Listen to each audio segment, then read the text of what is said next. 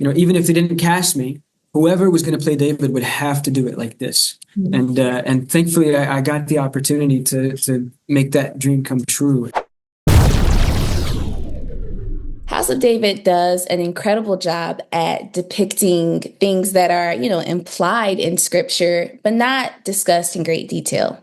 I'm curious to know you guys' thoughts on whether you think that this series will confirm people's already existing ideas of the story of David or change their minds.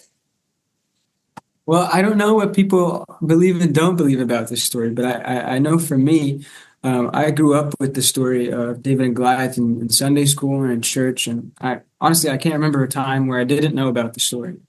Um, but what I think is really beautiful about House of David is that we're not trying to replace Scripture; we're only shining lights on it. And it's a TV show, so we only add context and provide a lens into what it was truly like to live 3,000 years ago as a young shepherd, taking care of sheep and what it took for what it took to accomplish anything back then, all the intricacies of human beings. And so I think the show provides an amazing perspective into that. And it's a really beautiful show. I can't wait for people to watch it. I think from my standpoint, I think the show is shot and performed to such a level that it becomes extremely real and believable. And I think the characters that have been created with truth, with depth, with research, and more importantly, from people that do carry belief and are men of God. And the words have been written by someone who's so dedicated to really outpouring that in this and trying to be very true to himself and very true to those people that believe and not to insult anyone's vision or story that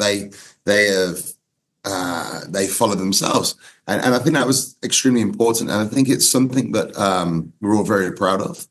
We've managed to create something that's so incredible in one way and so believable in another. And I think that was important. And it was key to stay true, but also to try and create characters. And it's very hard to create a character when you have limited availability. So I think the way that you do that is you have to understand the scripture, you have to understand the character, and you have to understand their motivations. And that's what I think all of us did very well. And hopefully that's why people will enjoy, will understand. And I genuinely feel that people that have a preconceived idea of the story, it will cement it for them, because it's the way that I believe the majority of people see it to be. And it's to me, I think it's an incredible job. Awesome. Now, speaking of people's preconceived notions, one of the things that I love about David is what an anointed musician he was. And now, Michael, I got to say, I was watching episode 2 where you're singing in that scene after the wedding, and I got chills. And I was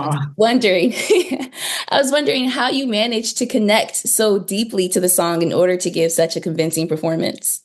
Oh, thank you so much for your kind words. For me, I've always had this dream of bringing the Psalms to life and maybe hearing what they would have sounded like. And so I remember during the audition process, I knew that whoever would play David would have to sing the Psalms in Hebrew, and they would have to do it in the Eastern ornamentation.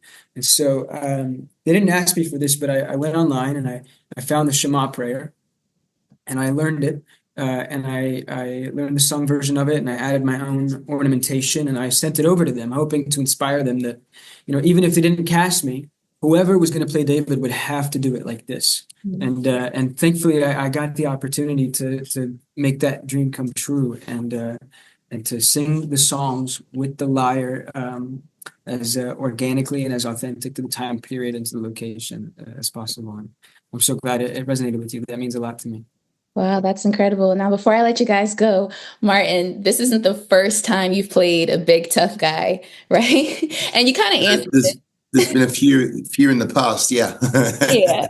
You kind of answered this, but I'm curious if there was anything unique about playing Goliath that you haven't experienced in previous roles.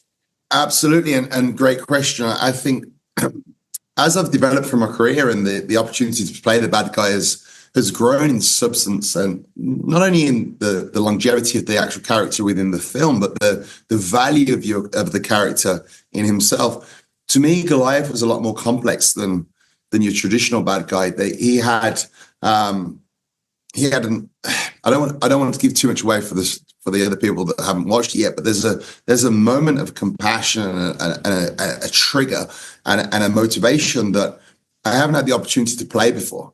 I've always had the opportunity to have the big fight scenes or the big standoffs, but to have that moment to really engage in with an emotion that for me was extremely real, was an awesome experience. And I think that's why this will always stand out as a role for me that I think will be a turning point in my career.